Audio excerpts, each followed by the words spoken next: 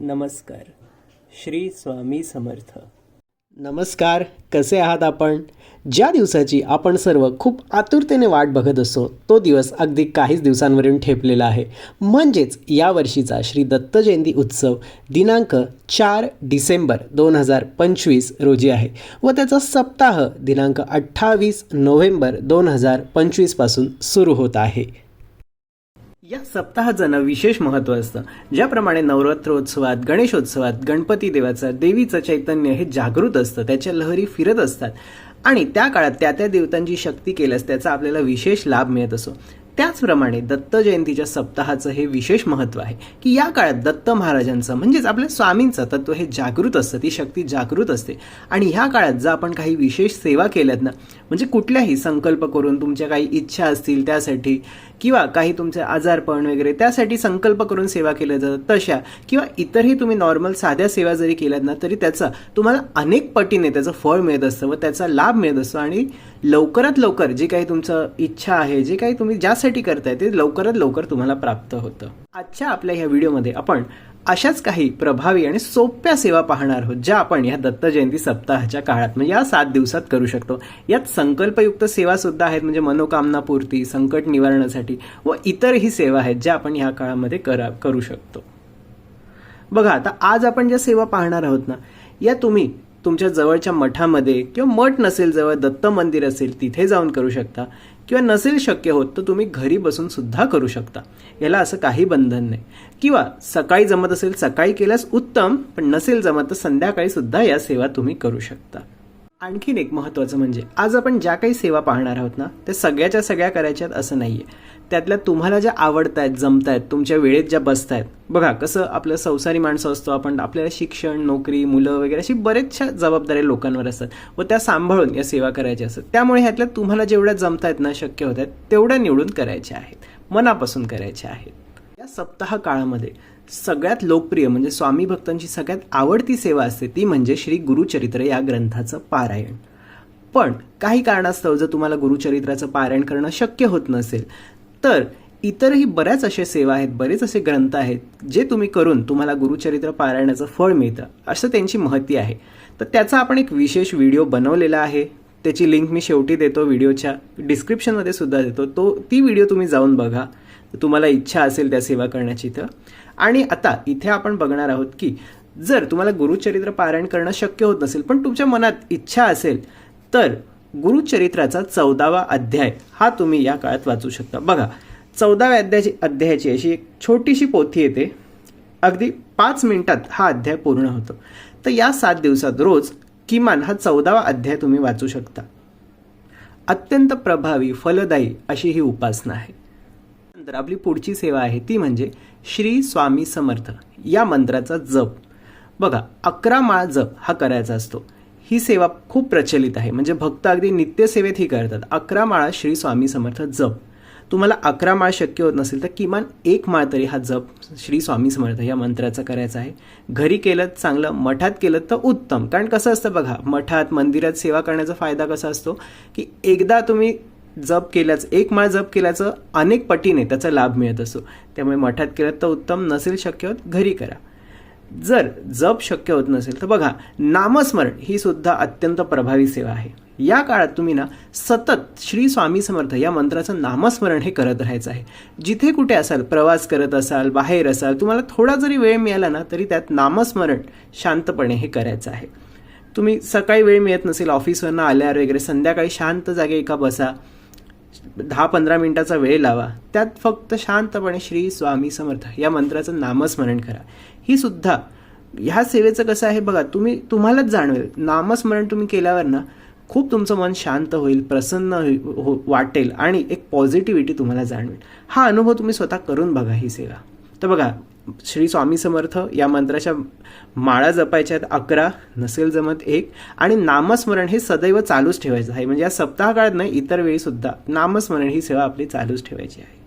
पुढची आपली सेवा आहे ती म्हणजे श्री स्वामी चरित्र सारामृत ही पोथी. बघा, ह्याची ही अशी पोथी येते, मराठीत आहे, अगदी सोप्या रसाळ गोड भाषेमध्ये आहे.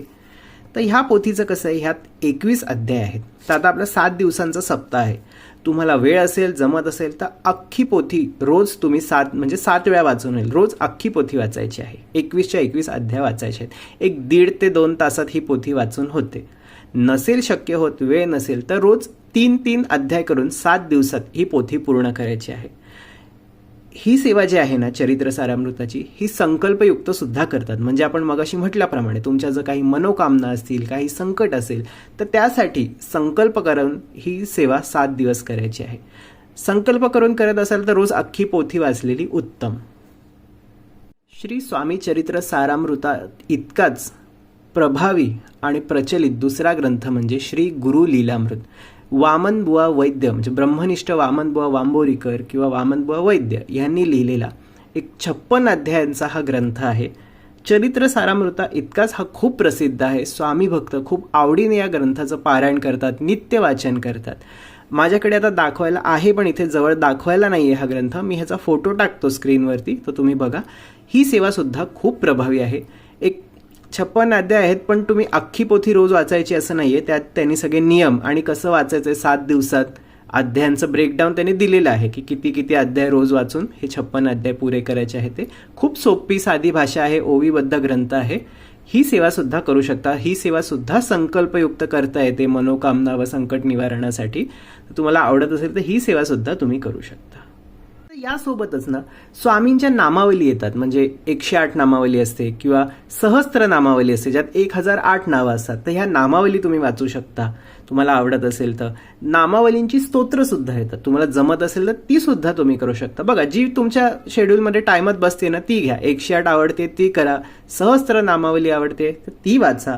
बघा, या आपण ज्या सेवा सांगतोय ना ह्यातलं मी मगाशी सांगितल्याप्रमाणे तुम्ही निवडायचं आहे की मी 11 माळा जप करेन आणि चरित्र सारामृताचे 3 अध्याय वाचेन. ही सेवा खूप प्रचलित आहे, नित्यसेवेत लोक करतात.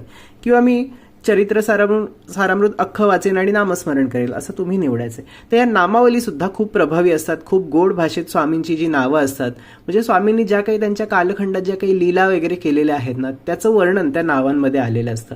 त्यामुळे ते वाचताना खूप आनंद होतो. तर ह्या नामावली सुद्धा तुम्ही वाचू शकता. सोबत स्वामींची अनेक अशी प्रभावी व लाभदायक अशी स्तोत्र मंत्र असे आहेत. त्यामध्ये सर्वात महत्त्वाचं म्हणजे श्री स्वामी समर्थांचं माला मंत्र स्तोत्र. माला मंत्र स्तोत्र खूप छोटं आहे, सोपं आहे. एक बघा, जमत असेल तर 11 वेळा हे वाचणं चांगलं. छोटं आहे त्यामुळे 11 वेळा तुमचं एक 10 ते 15 मिनिटात 11 वेळा हे स्तोत्र होईल. स्वामी समर्थ अथर्व शीर्ष हे संस्कृत पण येतं व मराठी पण येतं. अगदी 1 पानाचं आहे ते. तुम्हाला ऑनलाईन सहज मिळेल. त्याचं तुम्ही प्रिंटआउट काढून वाचू शकता. किंवा स्वामींच्या बऱ्याच ग्रंथ असतात, स्वामींच्या पोथ्या असतात स्तोत्रांच्या वगैरे, त्यात सुद्धा हे इझिली अवेलेबल असतं. बरेच व्हिडिओ वगैरे सुद्धा आहेत, त्यामुळे तुम्ही ऐकून सुद्धा त्यांच्यासोबत बोलू शकता किंवा वाचू शकता. तर हे माला मंत्र, अथर्व शीर्ष, त्यासोबतच भक्तकवी मिलिंद माधव विरचित श्री स्वामी समर्थ स्तोत्र महात्म्य याची ना एक छोटीशी पोथी येते. अगदी 2 ते 3 पानांचं हे स्तोत्र महात्म्य आहे. स्वामींनी अवतार घेतल्यापासून ते समाधीपर्यंतचं त्यांचं चरित्र अगदी छोट्या रूपामध्ये खूप छान भाषेमध्ये आलेलं आहे. तुम्हाला खूप आवडेल. लोकांना खूप आवडतं हा स्तोत्र महात्म्य. नित्यसेवेत सुद्धा भक्त मठामध्ये वाचतात कारण खूप लवकर वाचून होतं. तर ह्या ज्या सेवा आहेत ना, माला मंत्र, अथर्व शीर्ष वगैरे, नामस्मरण जप, ह्या तुम्ही मठात केल्यात तरी चालेल. खूप छान वाटतं. मठात सुद्धा करू शकता कारण लवकर होतात आणि लाभदायक सुद्धा आहे. यासोबतच अजून काही अशी प्रभावी स्तोत्र आहेत स्वामींची, जसं की स्वामी चरित्र अवतरणिका. श्री गुरुचरित्र अवतरणिका जशी असते ना, जी वाचल्याने गुरुचरित्र वाचल्याचं फळ मिळतं, तशीच स्वामी चरित्र अवतरणिका सुद्धा असते. त्याशिवाय इतर स्तोत्र म्हणजे दत्त महाराजांची काही स्तोत्र आहेत, दत्त बावन्नी वगैरे, या सगळ्याबद्दल आपण एक खूप छान डिटेल व्हिडिओ केलेला आहे की ज्यांना गुरुचरित्र पारायण जमत नाही त्यांनी या सोप्या साध्या सेवा केल्यात तरी खूप होईल. तर तो व्हिडिओ तुम्ही अवश्य बघा तुम्हाला इच्छा असेल तर. तर स्वामींची ही जी स्तोत्र आहेत ना, तर हे तुम्ही निवडा. स्तोत्र, नामस्मरण वगैरे जे काही मी सांगितलंय ना आजचं, आता त्यातलं तुम्ही निवडायचं आहे. आता महत्त्वाचा मुद्दा म्हणजे काय माहिती आहे का, ह्या काळात ना, ह्या 7 दिवसांमध्ये तुम्हाला जर शक्य असेल ना तर स्वामींच्या मठात अवश्य जा. जमत असेल तर 7च्या 7 दिवस जा. काय असतं माहिती आहे, मठात ना ह्या 7 दिवसांमध्ये खूप आनंदाचं, चैतन्याचं वातावरण असतं. बरेचसे कार्यक्रम असतात. म्हणजे कसं, स्वामी चरित्र सारामृत वाचन, सप्तशती वाचन, विविध होम हवन यज्ञ चालू असतात. असे अनेक कार्यक्रम असतात, गुरुचरित्र पारायण सुरू असतात. तर तुम्ही ना की तिथे जा, तिथे सेवा कराच असं काही नाही, पण नुसतं जा, तिथे बसा, त्या चैतन्याचा आनंद घ्या, ते चैतन्य ग्रहण करा. बघा कसं असं गुरुचरित्रात पण हे सांगितलेलं आहे की प्रत्येक क्षेत्राचा, प्रत्येक स्थानाचा आपला एक महिमा असतो. त्याप्रमाणे तुम्ही जर मठात गेलात ना, तिथे स्वामींचं आपण म्हटलं तसं चैतन्य असतं. आपल्यातली जी नकारात्मक ऊर्जा असते ना, बघा इतके दिवस आपण बरेचसे विचार करत असतो, बऱ्याच गोष्टी करत असतो, कुठे कुठे जात असतो, काय काय ह्याचं ना सगळ्या आपल्या डोक्यात विचार, बऱ्याच गोष्टी करत असतो. ही सगळी एक नकारात्मकता साठलेली असते. मठात गेल्यावर काय होतं, ही सगळी नकारात्मकता निघून जाते व तिथलं जे काही चांगलं पॉझिटिव्ह एनर्जी आहे ना, ती आपल्यामध्ये येते. तुम्ही करून बघा, तुम्हाला हा अनुभव येईल. मठात जायच्या आधी आणि तिथून आल्यावर तुम्हाला कसं छान हलकं आणि प्रसन्न वाटेल ते. आणखीन एक महत्त्वाचं म्हणजे ना, या 7 दिवसात मांसाहार जो असतो तो करायचा नसतो. शाकाहारी अन्न जे आहे ना ते ग्रहण करायचं असतं आणि नॉनव्हेज खाऊन वगैरे ह्यापैकी कुठल्याही सेवा करायच्या नसतात. म्हणजे तशा कधीच करायच्या नसतात. नॉनव्हेज खाऊन कुठल्याही सेवा करायच्या नसतात ह्यातल्या. काहींचं असं असतं की घरचे ऐकत नाहीत, ते खातात, पण तुम्ही खाऊ नका. तुम्ही सेवा करत असताना तुमची मनापासून इच्छा ना, तुम्ही खाऊ नका. स्वामी सगळं बघत असतात, त्यांना सगळं कळत असतं. ह्या पुढचा एक महत्त्वाचा मुद्दा म्हणजे बघा कसं आहे ना, आपल्याला बरंच असं असतं की आपल्याला वेळ मिळत नाही, सेवा करणं शक्य होत नाही, बरीच आपले कारणं असतात. काय करायचं आहे माहिती आहे का, आपण स्वामींनाच प्रार्थना करायची, त्यांनाच सांगायचं आहे की स्वामी मला या काळात, या सप्ताहाच्या काळात तुमची सेवा करायची आहे. जी काही तुम्ही करत असाल ना, ते मला पारायण करायचं आहे किंवा मी ही जी सेवा निवडलेली आहे ती सेवा मला करायची आहे. स्वामी तुम्ही माझ्याकडनं ही सेवा करून घ्या. मनापासून ना स्वामींना अशी प्रार्थना करा आणि बघा तुम्हाला याचा अनुभव येईल की कसे जे काही तुमचे प्रॉब्लेम होते, जी काही अडचणी होते ना, ते निघून जातील आणि स्वामी बरोबर तुमच्याकडनं त्या सेवा करून घेतील. तुम्ही फक्त ना हा संकल्प करा, मनात ही इच्छा बाळगा, तीव्र इच्छा ठेवा की मला सेवा करायची, या 7 दिवसात मी सेवा करणार आणि स्वामींना सांगा. बघा ते तुमच्याकडनं ही सेवा करून घेतील. असे अनेक भक्त आहेत जे वयोवृद्ध आहेत, त्यांचं वय खूप आहे, पण त्यांनी हे सांगून स्वामींना प्रार्थना करून की स्वामी मला इच्छा आहे, असं करून त्यांनी अगदी गिरनार पर्वतावर चढून गेलेले आहेत. किंवा बरेच असे भक्त आहेत जे या 7 दिवसात गुरुचरित्राची पारायणं करतात. म्हणजे कसं माहिती आहे का, सकाळी 3ला वगैरे उठून ते 4 वाजता पारायणाला बसतात किंवा सामूहिक पारायण असतील तिथे जातात. जे काही ठराविक अध्याय ते वाचून मग ऑफिसला जातात. मग पुन्हा दुसऱ्या दिवशी जे काही हे लवकर उठून 4 वाजता पहाटे येतात, पारायण करतात. सुट्ट्यांच्या दिवशी ते बाकीचं कव्हर करतात. असं करून सुद्धा भक्तांनी पारायणं पूर्ण केलेली आहेत आणि त्याचा त्यांना लाभ सुद्धा मिळालेला आहे. हे मी डोळ्यांनी बघितलेलं आहे. त्यामुळे जी काही आपलं असेल ना, वेळ मिळत नाही, हे नाही ते नाही, ते सगळं ह्या काळात बाजूला ठेवा. ही खूप सुवर्ण संधी चालून आलेली आहे. दत्त जयंती सप्ताह यासारखा सुवर्ण काळ वर्षभरात पुन्हा येत नसतो. त्यामुळे ही संधी घालवू नका.